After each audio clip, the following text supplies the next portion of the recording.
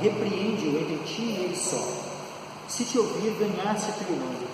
Mas se não te ouvir, leva ainda contigo 1 ou 2, para que pela boca de 2 ou 3 testemunhas toda a palavra seja confirmada. E se não as escutar, dize-o à igreja. E se também não escutar a igreja, considera-o como um gentio publicano.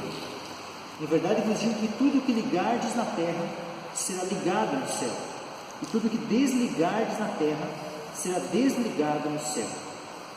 Também vos digo que se 2 de vós concordarem na terra acerca de qualquer coisa que pedirem, isso lhes será feito por meu Pai que está nos céus.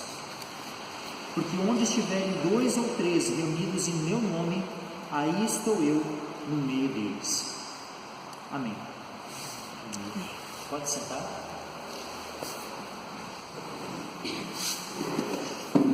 Posso me orar mais uma vez ao Senhor. Pai amado, eu agradeço a Ti, Senhor, pela oportunidade que nós temos de estar aqui reunidos como igreja, Senhor. Abençoa, Pai.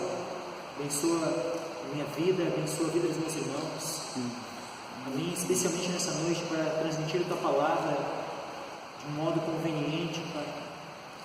E ao Teu povo, Senhor, para que compreenda, Senhor, tudo aquilo que eu vou ministrar, Senhor, nessa noite. Amém. Nós pedimos o Teu auxílio em nome de Jesus. Amém, Senhor. Só foi um pouco mais para frente.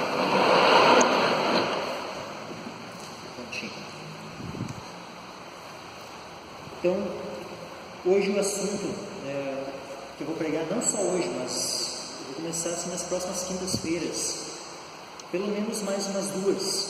Eu vou estar falando sobre a igreja, para responder principalmente a uma pergunta, o que é a igreja? A gente possa entender, sabe, bem sobre o que é a igreja. Por quê? Porque nesse tempo que a gente está vivendo, é um tempo onde essa doutrina sobre a igreja está sendo muito atacada. Ela vem sendo, na verdade, assim, há décadas. Há décadas ela vem sendo atacada. Foi uma doutrina que, se a gente for analisar por um lado até maior ainda,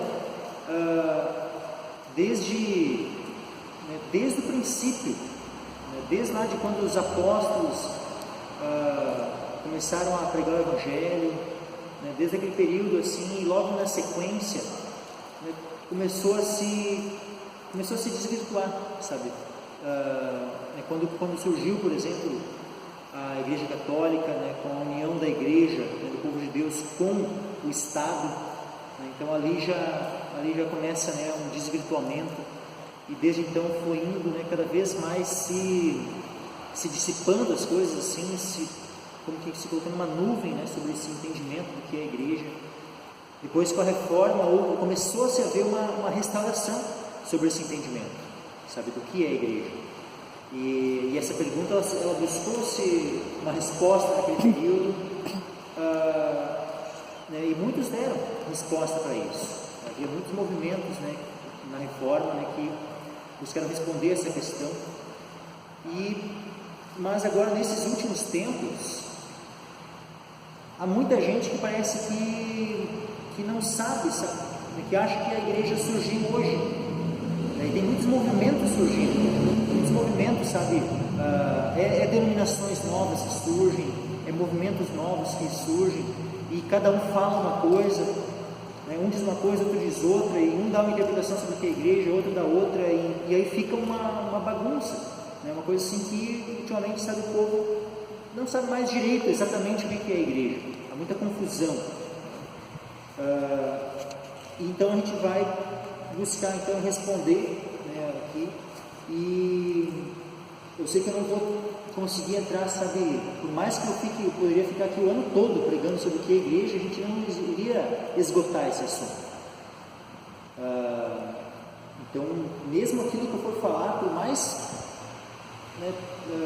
extenso que possa ser, por mais profundo que possa ser, ainda poderia se falar mais, não poderia se abordar com muito mais profundidade e amplitude do que eu vou estar abordando. Eu reconheço a minha limitação, mas na medida da graça de Deus que Deus nos conceder, vamos adentrando, reconhecendo algumas ideias incorretas, né, sobre a igreja, e buscando um entendimento, né, pela palavra, né, do que é a igreja. Porque há uma questão, né, que a igreja, ela é o quê? Como é que, para a gente poder entender o que é a igreja, a gente tem que ver o que a palavra diz sobre a igreja. Porque a igreja, ela não é nada mais do que a Bíblia diz que ela é, e nada menos do que a Bíblia diz que ela é. Então, para eu entender o que é a igreja, eu preciso conhecer o que a palavra diz sobre a igreja, né? E não que a pessoa, que qualquer um ache, né? E não se trata de achismo, né? Se trata do que Deus diz que é. Então, esse texto aqui é a segunda vez onde aparece, né, o termo igreja no Novo Testamento.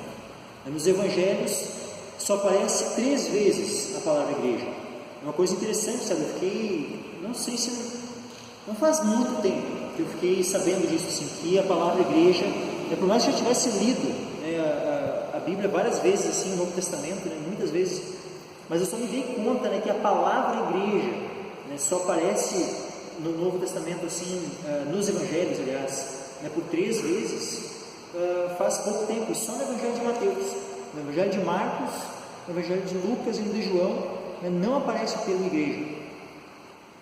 E o que normalmente, muitas vezes, se fala sobre a igreja, né, sobre o que é a igreja? Se fala sobre a igreja sendo o corpo de Cristo, né, sendo a noiva do Cordeiro, e isso não está errado, está certo. A igreja, ela é o corpo de Cristo, a igreja é o corpo de Cristo, é a noiva, né, de Cristo, a noiva do Cordeiro. E só que quando se começa a falar sobre a igreja, assim, muitas vezes se coloca nessa noção da igreja espiritual, né, global, invisível, né, universal.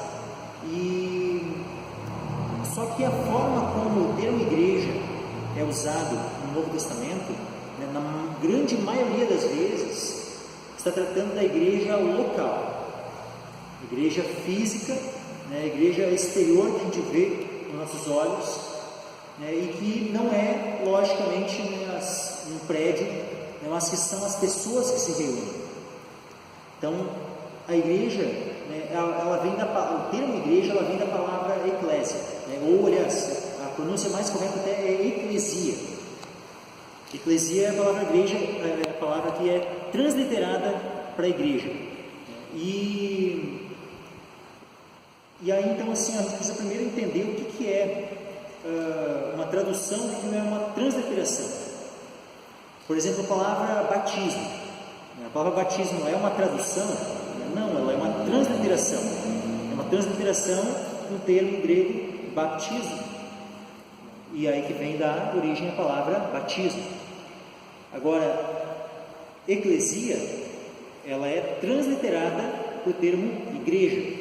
Então, tanto a palavra batismo como a palavra igreja não são traduções de baptismo e de eclesia, mas são transliterações. O que é uma transliteração? É da mesma forma como o meu nome. Em inglês se fala Michael, mas se for ler em português, né, vai se ler Michael. E muitas vezes até em português se translitera para Michael, né, com escrito Michael, né? Então, assim, há mudanças, né? O nome, por exemplo, John, em inglês John, em português já vai ser João, né? Em inglês Peter, em português Pedro. Então, isso é uma transliteração. Então, eclesia se translitera para igreja, no português. Só que agora, assim, tradução é diferente. Por exemplo, qual é a tradução do meu nome? O meu nome tem um significado, né? E a tradução do meu nome poderia até ser uma pergunta, né? Assim, quem é como o Senhor? Quem é como o Senhor? É o significado do meu nome, Michael, Michael. Agora, por exemplo, a palavra batismo, ela tem uma tradução, ou seja, um significado. Qual é a tradução da palavra batismo? Significa mergulho, né, ou submersão, imersão. Já agora a palavra igreja, ela tem um significado, ela tem uma tradução. Se nós fôssemos traduzir o termo eclesia, que palavra da língua portuguesa a gente teria que usar no lugar? A gente teria que usar o termo congregação. Congregação ou o termo assembleia. Então o termo igreja, se a gente fosse traduzir, seria congregação ou assembleia. E por isso que, por exemplo, no início do século passado, quando surgiram algumas denominações aqui no Brasil, especialmente algumas denominações pentecostais, se foi colocado o nome dessas denominações como Assembleia de Deus e uma outra também, a Congregação Cristã do Brasil. São as duas primeiras igrejas pentecostais, né, em solo brasileiro. Então receberam esse nome, né, Assembleia de Deus, que seria Igreja de Deus, e Congregação Cristã do Brasil, então Igreja Cristã do Brasil. Só no caso, em vez de eles usarem o termo igreja, eles traduziram o termo igreja, botaram o significado do que significa igreja, que é congregação, num caso, assembleia, no outro caso. Então, igreja, ela principalmente significa congregação, significa assembleia, e é nesse sentido que ela é usada no Novo Testamento, porque muitas vezes se usa esse termo, né, e se vai buscar lá no radical da palavra, né, na etimologia, como se fala da palavra, e aí a etimologia da palavra eclesia, ela vem de ek, é a junção das palavras ek, que seria fora, e também o termo kalel, que seria o termo chamados, né? chamado. Então, chamados para fora. Né? Daí, normalmente se coloca, né, esse significado de igreja. A igreja significa chamados para fora. Só que igreja não significa chamados para fora. Né? Por mais que se repete muitas vezes, né, o povo vai repetindo assim, igreja não significa chamados para fora. Igreja significa, ou seja, a tradução de igreja significa congregação ou assembleia, né, ou até mesmo reunião, ajuntamento. Mas agora, chamados para fora é aquilo que está na etimologia da palavra, na origem da palavra, que deu origem à palavra eclesia. Então, isso é a junção de palavras que poderia ser, né, como chamados para fora. Só que daí muita gente usa, e tem um movimento, né, hoje, que já está grande no país, e eu creio que não só no país, né, aqui no Brasil, mas no mundo todo, que é chamado, né, pelas igrejas organizadas, é chamado como o movimento dos desigrejados.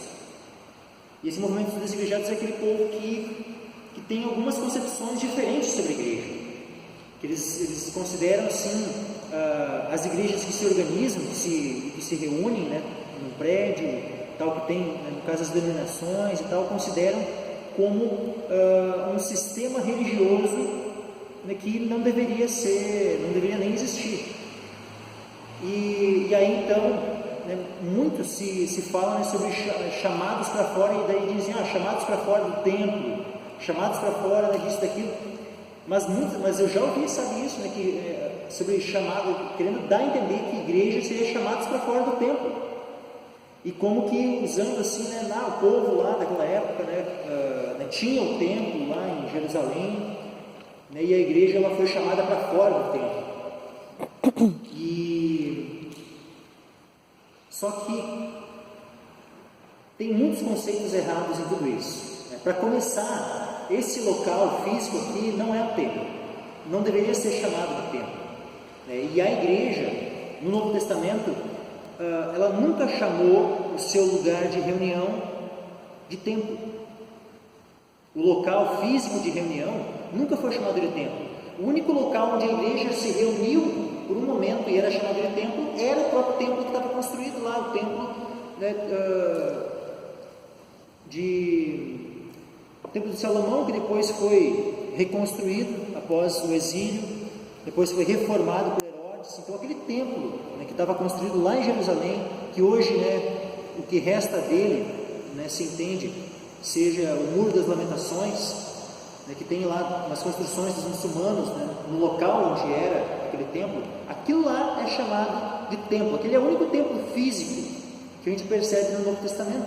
Não há nenhum outro templo físico a não ser o templo dos ídolos. Agora, templo físico, né, em relação à igreja, templo físico é isso aqui, ó. É o nosso corpo, né? É a congregação reunida, sabe? O povo de Deus reunido. Esse é o templo físico, mas não as pedras, né? As paredes, as construções. Isso não é chamado de templo no Novo Testamento, a não ser aquele templo que já vinha, né, desde a época de Salomão, né, naquele mesmo lugar, né, que foi destruído, foi reconstruído, foi reformado e depois foi destruído novamente. E depois disso não foi edificado mais nenhum outro. E eu creio que vai ser edificado em breve, né, um terceiro templo, que justamente vai ser o lugar onde o anticristo vai se assentar. Então a gente tem que estar preparado, né, para esse tempo. Agora, muitos então, né, usam esse termo chamados para fora, querendo dizer que isso significa igreja, e querem então chamar as pessoas para fora das reuniões organizadas. Só que o termo original, né, quando a gente vai entender assim, os chamados para fora, se a gente for querer usar esses chamados para fora, né, não deveria ser chamados para fora da igreja, da reunião, é chamados para fora das casas. E até ele foi usado, porque ele, antes de ser usado em relação ao povo de Deus, ele era usado esse termo, eclesia, né, ou se a gente for querer então entender, né, não como uma tradução, né, mas querer buscar lá naquilo que formou a palavra, né, os chamados para fora, não era chamados para fora de alguma assembleia pública, mas justamente era chamados para fora de suas casas para formar uma assembleia pública. Ou seja, ia lá um arauto lá que ia chamando o povo, né, ia tocando uma trombeta, ou ia anunciando em alta voz pelas ruas, chamando o povo que estava dentro de suas casas, chamando eles para fora para que eles fossem se reunir no centro da cidade ou no local público para poder ser feita a reunião, uma assembleia pública. Então esse é o chamados para fora. Então quem deveria, quem tem esse entendimento, quem quer usar esse termo, então chamados para fora, que entenda que tu está sendo chamado para fora da tua casa, chamado para fora da tua casa para vir à igreja, para vir, né, à eclesia, para vir para formar a congregação, para fazer parte da congregação, para estar reunido juntamente com o restante do povo de Deus e estar cultuando o teu Deus. Então agora que a gente já entendeu sobre o termo, né, igreja, eclesia, né, sobre essa questão dos chamados para fora, aí agora algumas questões assim, por exemplo, muita gente usa então o termo igreja e aí diz assim, eu sou igreja, né, e está certo isso. Eu posso dizer assim, eu sou igreja, né, isso está errado. Eu não posso dizer eu Michael, eu sou a igreja. Por que está errado dizer que eu sou a igreja? Porque se igreja significa assembleia, significa congregação, eu posso dizer que eu sou a congregação? Posso dizer que eu sou uma congregação? Não, isso está errado, né? Não faz sentido eu sozinho dizer que eu sou a congregação, né? O que Jesus disse naquele texto que a gente leu ali? Que também vos digo que se 2 de vós concordarem na terra, acerca de qualquer coisa que pedirem, isso lhe será feito pelo meu Pai que está nos céus. Porque onde estiverem 2 ou 3 reunidos em meu nome, aí estou eu no meio deles. Esse reunidos pode ser também congregados em meu nome. Então, eu preciso de, no mínimo 2 ou 3 pessoas.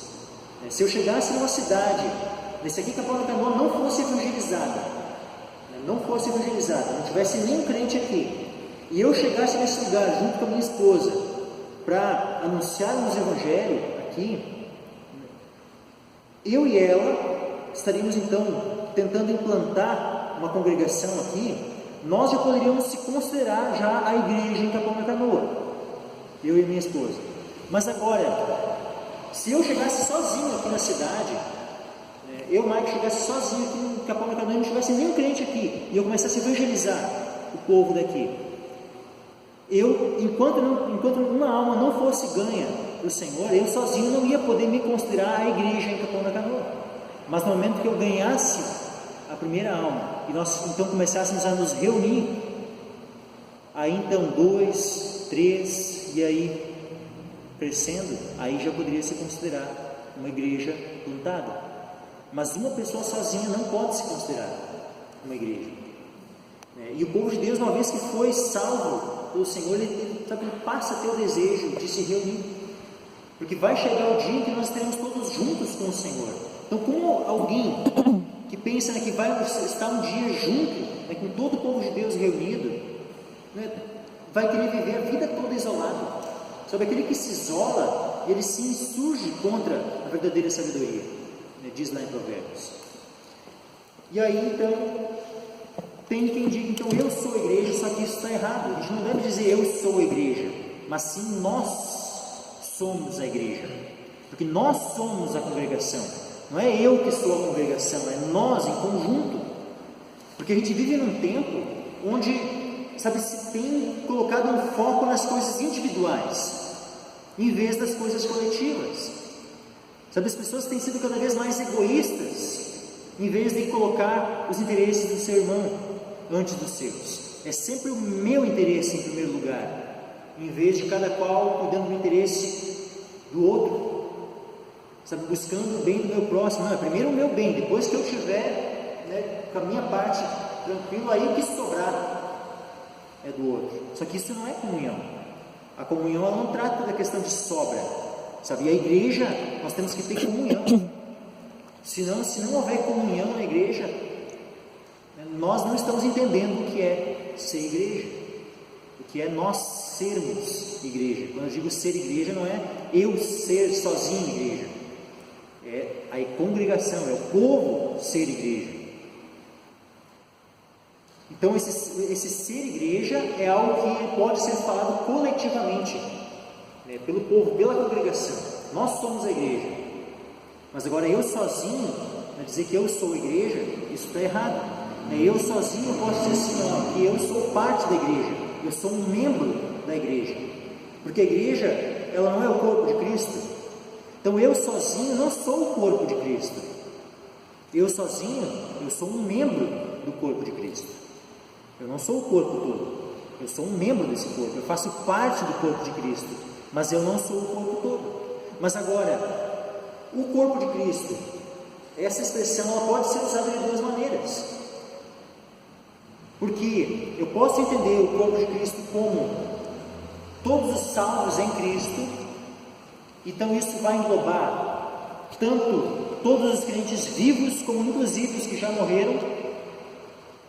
Então esse é o corpo de Cristo, então a igreja no sentido pleno, mas a igreja local, ela é uma expressão do corpo de Cristo. A igreja local, a congregação, ela é uma expressão do corpo de Cristo, na cidade onde está. Então nós temos que ter esse entendimento de que eu sozinho não posso expressar o corpo de Cristo. Eu sou um membro do corpo de Cristo, mas agora a congregação deve expressar o corpo do Senhor, deve expressar o corpo de Cristo. E, inclusive, por exemplo, quando nós ceiamos, nós estamos transmitindo essa ideia de que nós somos o corpo de Cristo, que aquela congregação ali expressa o corpo do Senhor, é uma expressão do corpo do Senhor. Então a igreja, ela é o corpo de Cristo, do qual Ele é o cabeça. A igreja também ela é chamada de templo de Deus. E Jesus ele é o fundamento, ele é a pedra principal. Jesus é o fundamento da igreja e nenhum outro fundamento pode ser posto além de Cristo, além de Jesus. E eu peço que abra uma palavra em Mateus 16. Mateus 16.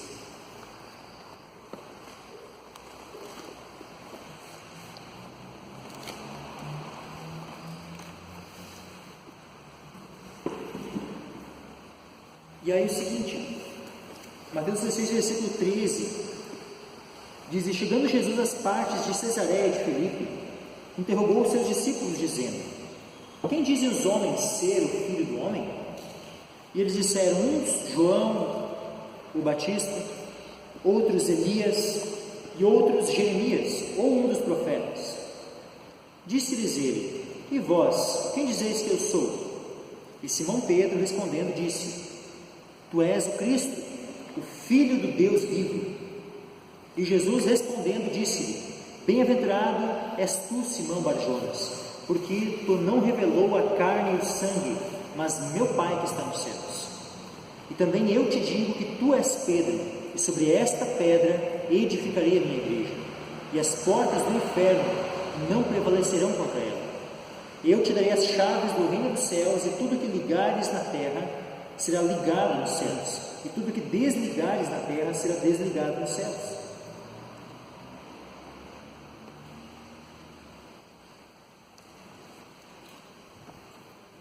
E aí essa palavra aqui, por exemplo,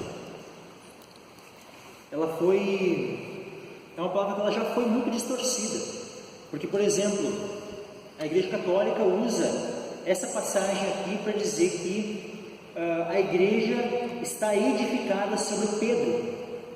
Por quê? Porque eles dizem assim, que quando Jesus fala assim, e também eu te digo que tu és Pedro, sobre esta pedra edificarei a minha igreja, eles dizem que a pedra sobre a qual a igreja era edificada era o Pedro. E aí dizem, está vendo? Então aqui foi quando surgiu, Pedro foi colocado, instituído como o primeiro Papa. Só que isso não tem nada a ver com a realidade das coisas. Jesus é a pedra sobre a qual a igreja é edificada. A declaração que Pedro fez, tu és o Cristo, Filho do Deus vivo, essa verdade é a pedra sobre a qual a igreja é edificada. Porque se for removido esse entendimento de que Jesus é o Cristo, se eu não crer que Jesus é o Cristo, se eu não crer que Jesus é o Filho de Deus vivo, eu não faço parte da igreja. Nós não somos a igreja se nós não crermos nessa verdade. E se nós não crermos em Cristo, se nós não crermos em Jesus, se Ele não for nosso fundamento, realmente nós não somos a igreja. Então a igreja ela está fundamentada sobre Cristo, sobre Jesus. Ele é o fundamento da igreja, Ele é a pedra principal, a pedra fundamental. E o próprio Pedro, ele mesmo, quando escreve na sua primeira carta, ele desmente essa história de que ele é a pedra sobre a qual a igreja está edificada. Porque olha só, olha o que ele diz lá em 1 Pedro. Abre uma palavra em 1 Pedro, capítulo 2.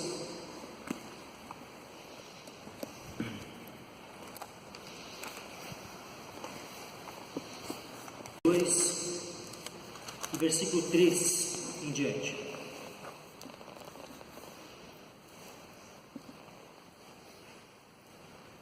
Diz assim: se é que já provastes que o Senhor é benigno, e chegando-vos para Ele, pedra viva, reprovada na verdade pelos homens, mas para com Deus, eleita e preciosa. Vós também, como pedras vivas, sois edificados casa espiritual, e sacerdócio santo, para oferecer sacrifícios espirituais agradáveis a Deus por Jesus Cristo. Por isso também na Escritura se contém: eis que ponho em Sião a pedra principal da esquina, eleita e preciosa, e quem nela crer não será confundido. E assim, para vós os que credes, é preciosa.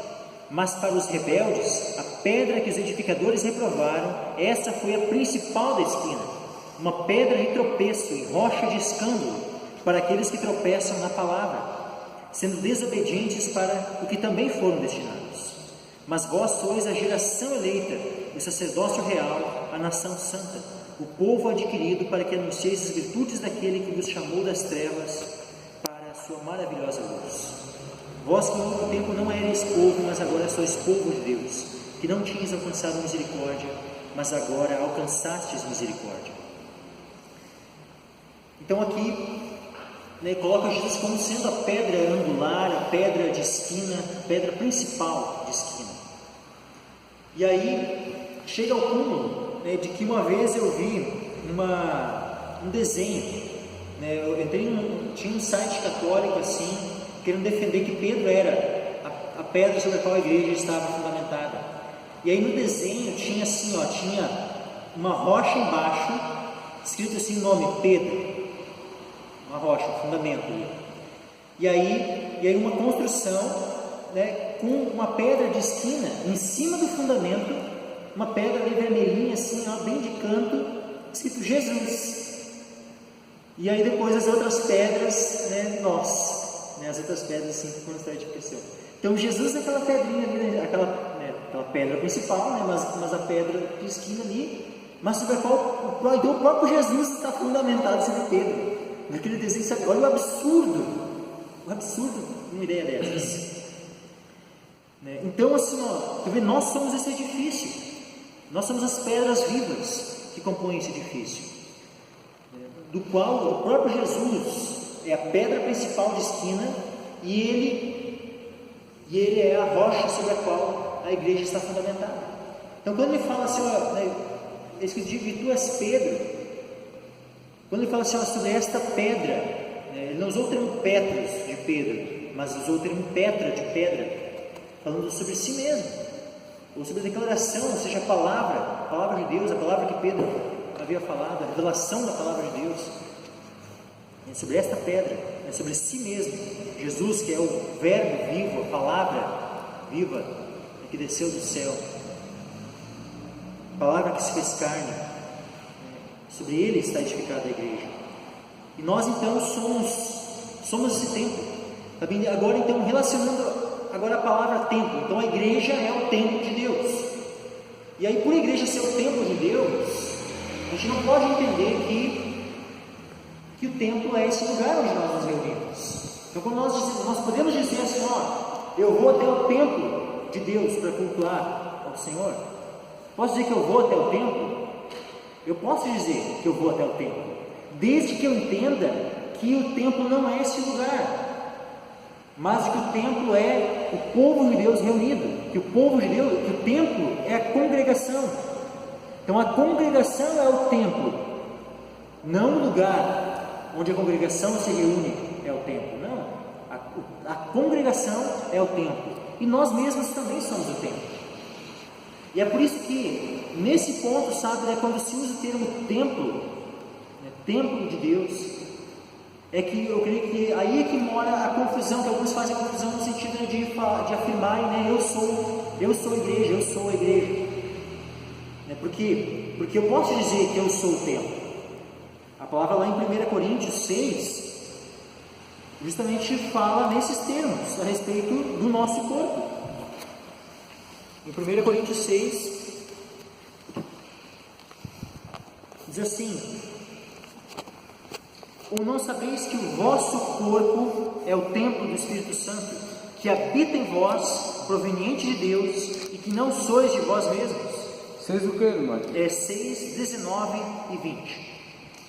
1 Coríntios 6, 19 e 20. Ou não sabeis que o vosso corpo é o templo do Espírito Santo, que habita em vós, proveniente de Deus, e que não sois de vós mesmos? Porque fostes comprados por bom preço. Glorificai, pois, a Deus no vosso corpo e no vosso espírito, os quais pertencem a Deus. Então aqui, sabe, fala do templo como sendo o nosso corpo. Então o templo é o nosso corpo. Só que olha só, aqui em 1 Coríntios também tem uma outra passagem que fala assim, ó,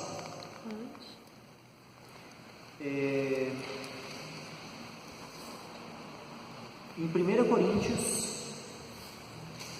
capítulo 3, só virando umas páginas para trás, 1 Coríntios 3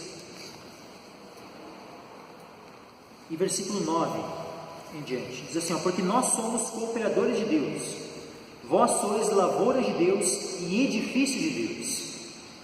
Então, vê que o termo que está falando aqui, né, como edifício de Deus, não é, nesse caso aqui, não é para uma pessoa em particular, mas é para o povo, para a congregação. Então a congregação é o edifício de Deus. E aí olha só o que vai falando na sequência: segundo a graça de Deus que me foi dada, pus eu como sábio arquiteto o fundamento. Isso aqui é no versículo 9, no capítulo 13 de 1 Coríntios, agora versículo 10, né? Segundo a graça de Deus que me foi dada, pus eu como sábio arquiteto o fundamento, e outro edifica sobre ele, mas veja cada um como edifica sobre ele, porque ninguém pode pôr outro fundamento além do que já está posto, o qual é Jesus Cristo. Então Jesus Cristo é o fundamento da congregação, Jesus é o fundamento da igreja. Então Jesus é o fundamento desse edifício que está sendo construído. Então a igreja é um edifício, a igreja é um templo que está sendo construído para Deus. Então a congregação, cada pessoa é uma pedra desse edifício, é uma pedra desse templo que está sendo construída para Deus e que está fundamentado sobre Cristo, e que ninguém pode lançar outro fundamento a não ser o fundamento que já está posto, que é Jesus. Então, se alguém sobre este fundamento formar um edifício de ouro, prata, pedras preciosas, madeira, feno, palha, a obra de cada um se manifestará na verdade. A obra de cada um se manifestará na verdade, um dia a declarará. Porque pelo fogo será descoberto, o fogo provará qual seja a obra de cada um.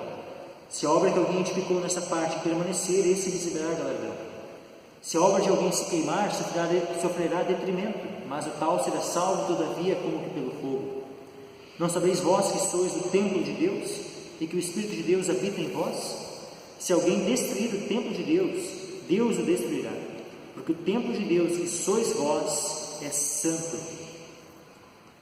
Então aqui, essa passagem aqui também, ela pode ser entendida, tanto o templo de Deus, nós individualmente como o templo de Deus, mas também a congregação como o templo de Deus. Então tanto nós individualmente, nós não podemos ser destruídos, né? Deus vem com julgamento sobre aqueles que destroem o seu templo, tanto o seu povo, cada um individualmente do seu povo, como também a sua congregação, a sua igreja. Agora indo mais adiante. Então nós somos esse templo, né? Nós somos esse templo de Deus. Não apenas eu tenho que focar, sabe? Eu tenho que entender que eu sou o templo, mas eu tenho que entender também que nós somos o templo. Mas agora no sentido de a igreja, eu sou parte da igreja e nós somos a igreja. Então eu não sou igreja sozinho, eu sou igreja junto com o povo de Deus. Eu sou igreja, eu faço parte da igreja junto com a congregação. A igreja então ela está sendo construída, e a igreja então a gente já entendeu que ela tem esse aspecto espiritual, né, da igreja, e também um aspecto local e visível da igreja, que a igreja ela é a congregação. E agora a gente vai passar para um outro ponto, que é a forma como os apóstolos agiram. Sabe, no livro de Atos dos Apóstolos, quando tu vai ler o livro de Atos dos Apóstolos, todas as vezes que a palavra igreja é usada em Atos dos Apóstolos, é sempre se referindo a uma congregação local. Então, sabe, o termo igreja, na palavra, sabe, ontem à noite, assim, eu peguei assim, eu li cada versículo onde o termo igreja é usado, e eu fui pegando, marcando aqui, cada uma das vezes, assim, qual é o entendimento de cada uma das vezes. O que significa o termo igreja em cada uma das vezes onde ela é usada. Por 3 vezes o termo igreja ele é usado no sentido assim, uma congregação, uma assembleia, em geral, assim, não necessariamente do povo de Deus. Por 3 vezes. Mas ela é usada, então assim, uma vez no Evangelho de Mateus, ela de maneira mais geral, a igreja, digamos assim, no sentido mais espiritual, que é quando é usada pela primeira vez, quando Jesus fala, para Pedro ali, te digo que tu és Pedro, sobre esta pedra edificarei a minha igreja. Quando Jesus fala isso, Jesus está dando a entender a igreja como um todo, o seu povo sendo edificado. E e não necessariamente somente uma congregação local.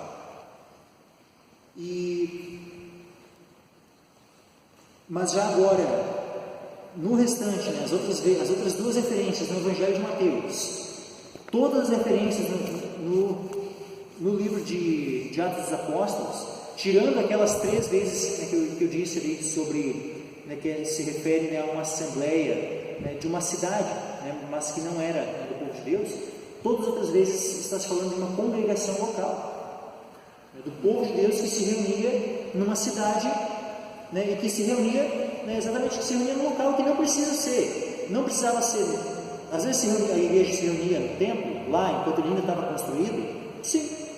Às vezes a igreja ela se reunia em casas, sim. Às vezes ela se reunia num cenáculo ou em algum outro lugar espaçoso, maior, sim. A igreja, independente do local onde ela se reúne, a igreja ela poderia se reunir em vários locais. Houve um tempo de perseguição onde a igreja se reunia nas catacumbas, né, que eram galerias, eram corredores construídos por baixo da cidade, que eram cemitérios. Então a igreja não se reunia porque ela queria se reunir naquele local, mas ela era obrigada a se reunir naquele local. Então a igreja estava se reunindo lá. Lá era a igreja. Naquele momento, o local onde a igreja estava eram as catacumbas, quando o Império Romano começou a perseguir. Tipo, na parte que fala assim, na igreja de Corinto. Aí agora a gente vai entrar num outro ponto. As denominações são a igreja? As denominações não são a igreja. Então a gente se refere a essas.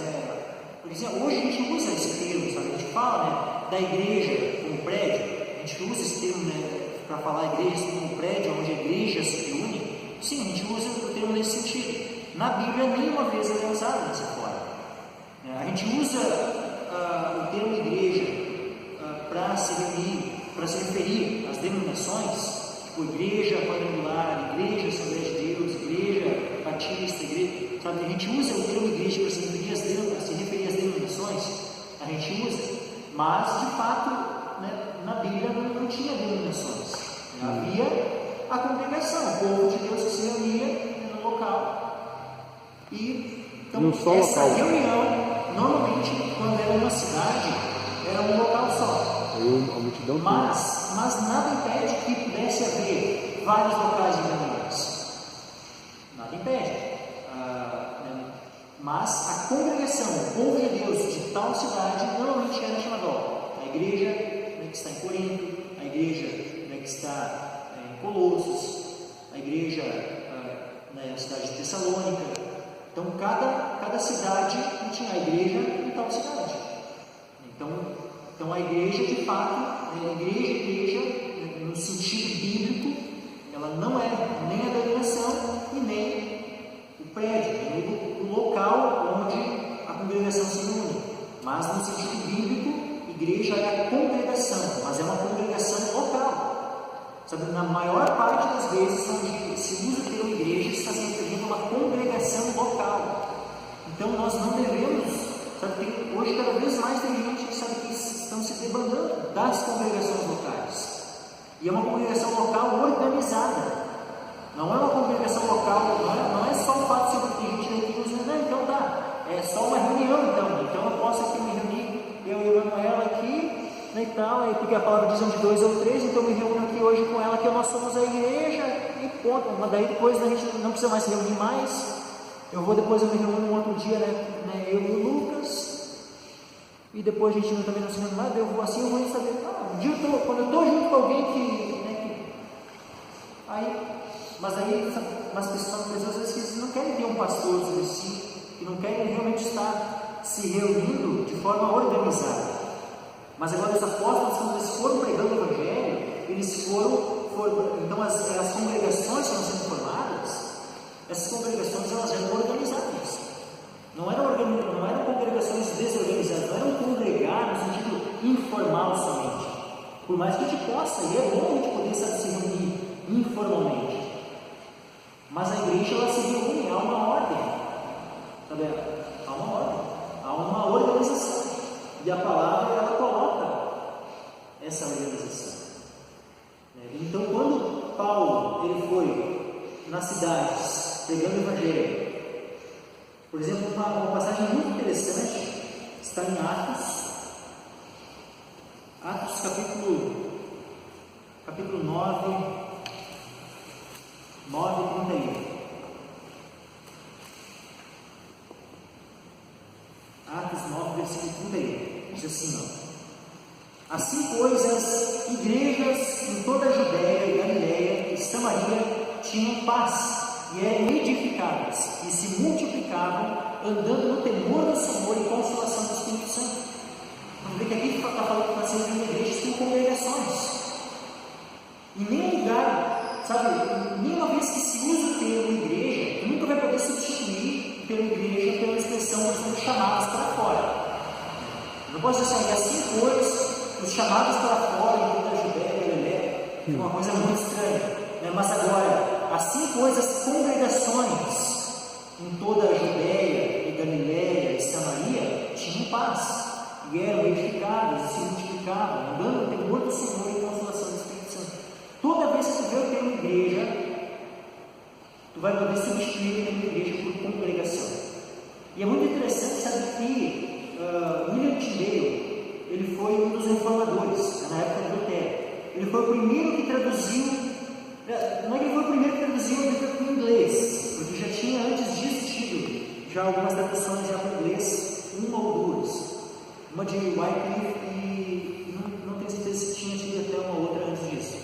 Mas ele foi o primeiro que traduziu dos originais, hebraico e grego, sabe?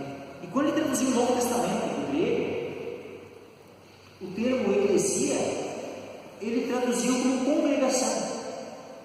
Congregação. Ele não transliterou para o termo igreja, ele traduziu. Ele não fez uma transliteração, mas ele fez uma tradução para a congregação. E isso ajuda muito a se ampliar o entendimento sobre a igreja. Porque senão muitas vezes, sabe, a pessoa fica só na mente, igreja no sentido, sabe, do povo de Deus geral, sabe, espalhado pelo mundo todo. Não seja isso. Mas essa ideia de igreja, né, como sendo todo o povo de Deus, essa ideia ela está expressa mais no livro de Efésios. No livro de Efésios. E a primeira forma, quando Jesus fala, edificarei a minha igreja, ali também a gente pode entender dessa forma. Também duas vezes no livro de Colossenses. Mas agora, as outras vezes, quando se usa o termo igreja no Novo Testamento, uma vez em Hebreus também. Mas as outras vezes, sabe, que é mais de 100 vezes, é se referindo a uma congregação local. Uma congregação local, né, que se reunia numa cidade. Então, o povo de Deus, os irmãos que se reuniam numa cidade, eram crentes, eles passavam a se reunir para cultuar o Senhor, para aprender uns dos outros. E havia, só que não era uma coisa somente informal, né? Se reunia um dia, depois ficava um mês sem se reunir. Não, havia uma rotina. Tanto que no início, né, bem no início mesmo, a gente vai ver, quando Pedro, né, vai lá, prega o Evangelho, e ele fala assim, e muitos creem, e fala assim, de sorte que foram batizados que de bom grado receberam a sua palavra. E naquele dia agregaram-se quase 3.000 almas. Naquele primeiro dia, assim, já começou, né, um avivamento ali. A igreja, a congregação já começou grande. 13.000 almas jamais os que haviam. E perseveraram na doutrina dos apóstolos, e na comunhão, e no partir do pão, e nas orações. E em toda a alma havia temor. E muitas maravilhas e sinais se faziam pelos apóstolos. E todos os que criam estavam juntos. Então a igreja tem que andar junto. A congregação tem que andar junto. E tinha tudo em comum. Ou seja, isso fala de comunhão. Não de cada um por si. Comunhão, a gente tem que ter comunhão. Tem que se preocupar, sabe, com os problemas uns dos outros. Se preocupar, sabe, com as necessidades uns dos outros. Então, assim, vendiam suas propriedades e bens do ministério.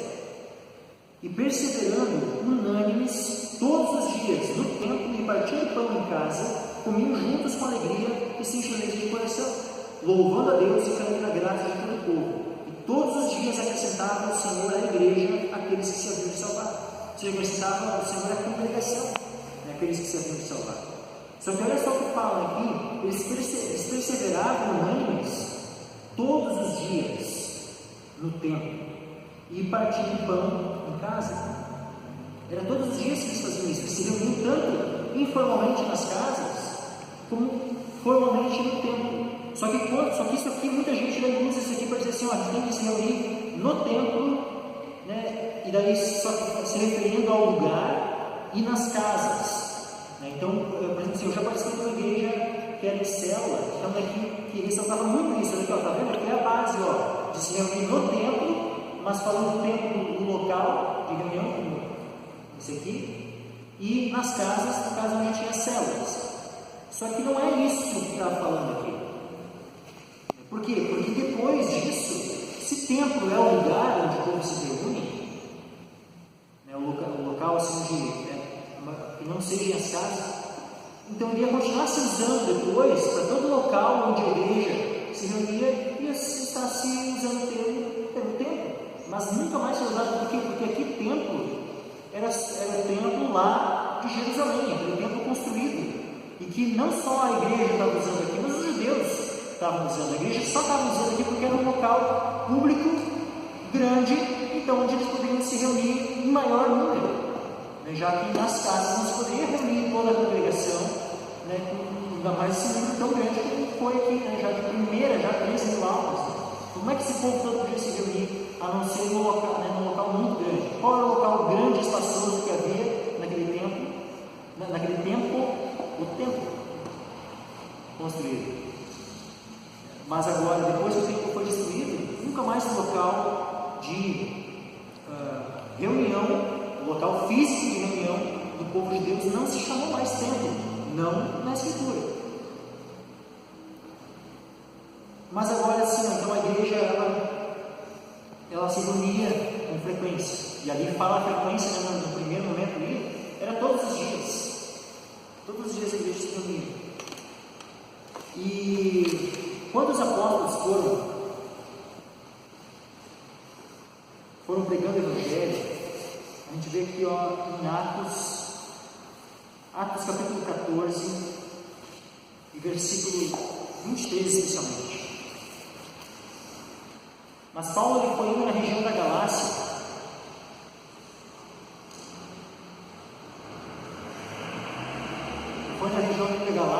pregando, e algumas igrejas, Antioquia, Derbe, e aí fala assim, ó,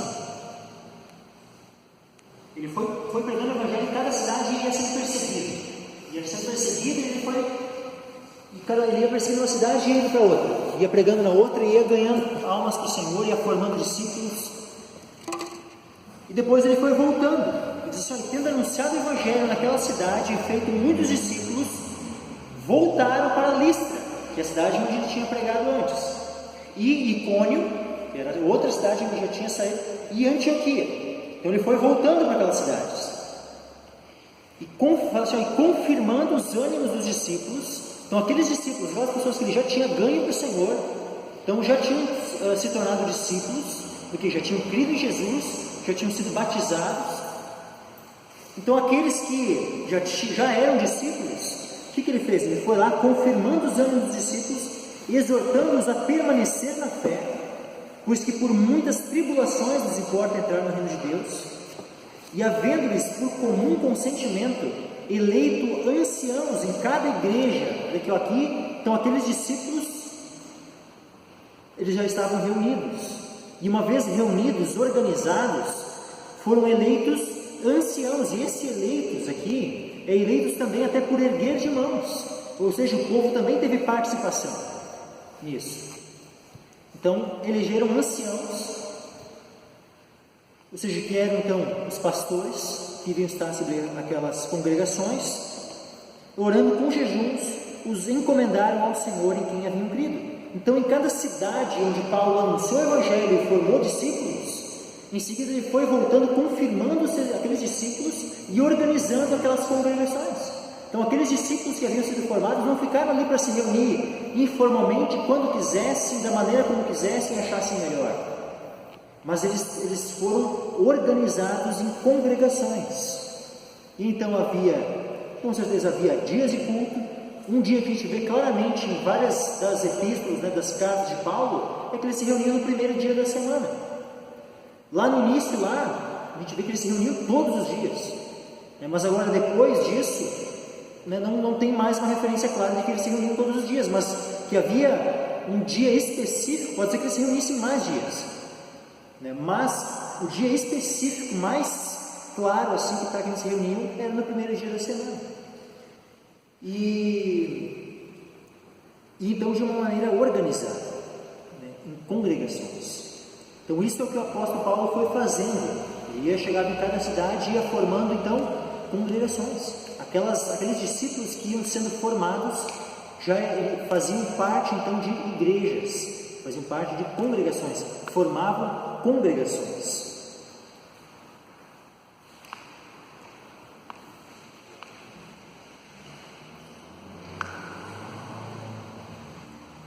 Então, toda isso que a gente viu, sabe, esses vários princípios, né, sobre o ser igreja, né, sobre que nós temos, sabe, que parar, né, com essa ideia, sabe, tanto de ficar olhando só para o nosso umbigo, só para os nossos interesses.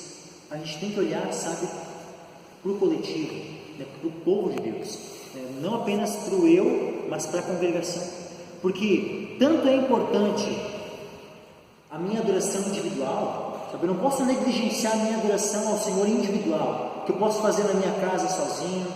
Sabe, eu devo me edificar em casa, né, seja com vídeos, né, de pregações, né, do YouTube, ou DVDs que eu tenho em casa, né, eu devo ler a Bíblia em casa, eu devo saber orar em casa, mas isso não substitui o congregar, isso não substitui o eu de fato ser igreja com os meus irmãos, porque eu sozinho na minha casa, quando eu estou sozinho, adorando o Senhor na minha casa sozinho, eu não estou sendo igreja lá na minha casa sozinho, lá eu estou sendo um crente, realmente adorando o Senhor, eu devo fazer isso na minha casa, mas eu sozinho na minha casa eu não sou igreja. A igreja, ela se organiza numa cidade. Sabe, o bom é que não houvesse divergências doutrinárias, o bom é que houvesse, sabe, todo o povo de Deus crente em Jesus, e cresce, sabe, uma só doutrina, né, que não houvesse divisões, que não houvesse, né, tantas denominações como existe, que houvesse simplesmente a igreja, né, numa cidade. Mas, infelizmente, as coisas não são assim, e não existe como, na verdade, no tempo que a gente está, com tanto pensamento diferente, nem tem como nós simplesmente queremos juntar, esquecendo, né, muitas vezes, tantos erros doutrinários, tantas coisas assim, simplesmente fechar os olhos para a verdade, né, em nome da unidade, né, porque não existe isso, né, a unidade ela tem que estar também baseada na verdade. Então, né, aquilo que nós gostaríamos que fosse, né, o ideal, né, infelizmente muitas vezes não é o que ocorre na prática. Mas apesar, sabe, de todos os defeitos, né, porque as congregações, justamente por serem feitas de pessoas, pecadores, né, as congregações elas têm defeitos. A congregação, a igreja local, ela nunca vai ser perfeita aqui na terra. Né, as congregações locais, elas sempre vão ter imperfeições, né, sempre vão ter princípios às vezes que ora vão estar sendo esquecidos, ora, mesmo sendo, sabe, tendo entendimento, às vezes não são colocados em prática. Por quê? Porque da mesma forma como na nossa vida, individualmente, nós muitas vezes pecamos e fazemos coisas, mesmo às vezes sabendo como é, a gente acaba errando, né? As congregações, da mesma forma, porque os erros individuais dos seus membros acabam repercutindo no todo. Então, uma congregação que é formada, né, por homens que foram justificados, sim, por Cristo, mas que ainda são pecadores, né, as congregações elas vão ter falhas, né, mas não é isso que deve impedir, né, as pessoas de congregarem, as pessoas de estarem, né, realmente juntas, sendo a igreja. Nós temos que buscar, sabe, realmente se empenhar nisso, né, se empenhar em estar congregando, está fazendo parte, né, de uma congregação local. né, que busca caminhar, né, de acordo com a palavra, assim, dessa forma, né, aguardando o Senhor, né, até a sua vida. Amém? Então é isso, vamos orar ao Senhor, né, e nessa noite. Eu queria saber uma questão, uma pergunta, uma dúvida, tipo da questão que fala assim, onde está 2 ou 3 no amigo do teu nome, ele já se faz presente. E se, tipo, na questão, quando está uma pessoa só, não, eu explico muitas vezes isso às pessoas. Tipo, mas eu falo assim, na questão assim, eu falo para elas, tipo, porque quando a gente está sozinho, não quer dizer que Deus não está conosco, porque Ele está conosco o tempo todo, né? Olha só, há uma coisa muito interessante, sabe, mencionar na presença de Deus. Eu posso desfrutar da presença de Deus na minha casa sozinho? Eu posso. Sabe, se eu sou templo do Espírito Santo, o Espírito Santo habita em mim. Então, sabe, eu estou lá adorando o Senhor na minha casa, o próprio Deus, Ele está dentro de mim. Isso. Né? E Deus também, Ele está presente em todo lugar? Tá. Né? Deus, Ele está presente em todos os lugares, porque Ele é onipresente, e Ele está presente na minha vida. Só que olha só como é que acontece. A presença de Deus, ela ocorre de maneira diferente em locais diferentes. Por exemplo, num local, né, pega um grupo de ímpios, uma roda de escarnecedores, onde não tem nenhum crente no meio, e onde jamais um crente realmente não deve se assentar na roda dos escarnecedores, né? Então pega uma roda de escarnecedores. Deus, Ele está presente ali? Deus não está presente ali. Mas agora, em partes, Deus está presente ali. Deus, Ele está presente ali no sentido de que Ele é onipresente, mas no sentido da sua onipresença, Ele está presente até no inferno. Ele está presente em todos os lugares. Não há lugar do universo, não há lugar que exista, que a gente possa conceber assim, existe um lugar, Deus está nesse lugar. Não tem um lugar onde Deus, em seu atributo de onipresença, não vem estar. Então, em qualquer lugar Deus está. Mas agora, Deus manifesta a sua presença no meio da roda dos escarnecedores? Não. Então, e agora assim, Deus, Ele habita, vê, quando Ele habita os incrédulos? Não. Deus, Ele só passa a habitar em nossas vidas, Ele só passou a habitar na minha vida quando eu criei. Enquanto eu era incrédulo, Deus não habitava em mim. Mas no momento que eu criei no Senhor, aí Deus passou a habitar em mim. Então eu pude ter parte na presença de Deus de uma maneira diferente do que antes, quando eu era incrédulo. Deus passou a habitar em mim. Mas agora, a igreja, a presença de Deus, ela se manifesta de uma maneira diferente também na congregação. E é diferente de como ela se manifesta na minha vida individualmente. Então, eu tenho que buscar o Senhor individualmente. E eu desfruto da presença de Deus na minha casa. Mas agora, muitas vezes, e aliás, eu não devo vir à igreja, me reunir aqui com o povo de Deus, me reunir com a congregação. Então, eu não devo vir até a congregação, estar junto, me somar à congregação e adorar o Senhor simplesmente e exatamente da mesma forma como eu faço em casa. É de forma semelhante? Mas eu posso estar isolado no meio da congregação. Sabe, eu tenho que entender que quando eu estou aqui, a presença de Deus está se manifestando de maneira diferente. É no meio. Não é no meio no sentido, no meio, porque Deus, Ele habita no meu coração todos os dias. Deus, Ele habita no meu corpo. O meu corpo é templo do Espírito Santo. Então todos os dias eu sou templo. Todos os dias no meu trabalho eu sou templo do Espírito Santo. Na minha casa eu sou templo do Espírito Santo. Todos os dias, aonde quer que eu vá, o Espírito Santo habita em mim. E a presença de Deus está comigo.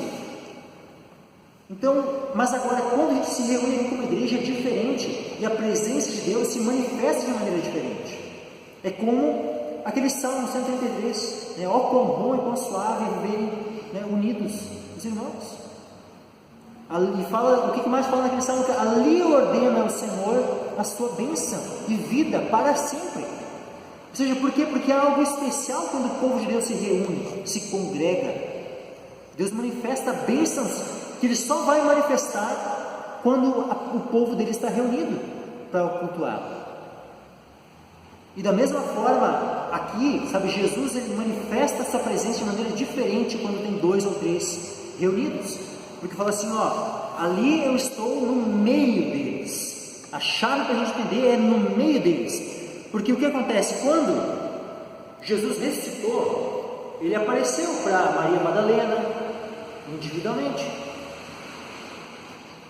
Mas houve algo especial quando ele apareceu no cenáculo ali para todos os discípulos que estavam reunidos. Só um que não estava reunido, Tomé não estava ali. E fala assim que Jesus apareceu no meio deles. No meio. Então ali a presença de Jesus se manifestou de maneira especial. Tomé não estava, Tomé era crente. Tomé era, por mais que naquele momento quando chegou ali estava sendo incrédulo, né? Mas Tomé era um crente, era um cara que cria em Jesus. Não era um incrédulo no sentido, ele não era incrédulo no sentido de não crer em Jesus. Ele só não estava crendo que Jesus, ele não cria ainda que Jesus tinha ressuscitado. Dizendo assim, eu não ver, eu não vou crer, né? Ele falava assim, ele queria tocar ainda, né? Mas em todo o tempo que ele estava ali, ele fraquejou na fé, naquele momento ali ele não estava crendo, mas ao longo de toda a caminhada ali, ele cria, ele sempre criou em Jesus. Ele não é um cara, né, no sentido normal da palavra, né, incrédulo. Ele foi incrédulo, ele estava incrédulo por um momento. É diferente. E ele, por não estar ali junto com os discípulos, ele desfrutou daquela bênção naquele momento. Quando Jesus soprou o Espírito sobre eles, ele recebeu, naquele momento, ele recebeu mais tarde. Quem sabe naquele momento, quando 8 dias depois, naquele outro domingo, quando ele estava reunido aí com todo o povo ali, aí sim, aí eu creio que quem sabe ele recebeu sim o Espírito Santo. Mas antes o Espírito Santo foi soprado sobre aqueles que estavam reunidos. Então há uma bênção especial e há uma presença de Jesus que se manifesta de maneira especial e diferente quando o povo de Deus se reúne. Então nós temos que se reunir e nós temos que vir adorar o Senhor com esse entendimento, sabe, de comunhão, com esse entendimento de comunidade, com esse entendimento de congregação. Nós estamos aqui como povo adorando o Senhor. Então eu tenho que estar preocupado, sabe, com o meu irmão. E não apenas, sabe, eu sozinho, que eu entro aqui focado em mim mesmo e é minha adoração para Deus. Não, eu tenho, sabe, que entender que eu estou adorando o Senhor com o povo. Não é apenas individualmente, porque adorar individualmente eu já adoro na minha casa. Então aqui a gente vem para adorar coletivamente. E o foco da adoração deve ser um foco coletivo. Por isso até que mesmo que a gente deveria saber buscar até as letras dos louvores serem nesse tom, né, mais coletivo. Não que não se possa, né, falar de modo mais individual, mas até tão assim que Deus ele se manifesta tão diferente assim quando nós estamos reunidos, que cada um pega a sua porção. Um exemplo, Deus ele fala o coração de cada um de um jeito diferente. Sim. Quando a pessoa está falando do amor dele, quando Deus usa a pessoa para estar igual você, né? Sim. E em casa, sozinho, individual. E também tem a questão de que também né, unidos aqui como congregação, nós também servimos uns aos outros, né? Sim. Os dons, né, de Deus que são derramados sobre a igreja, né, são para que nós possamos servir, né, também uns aos outros. É isso aí. Vamos colocar em pé, vamos orar.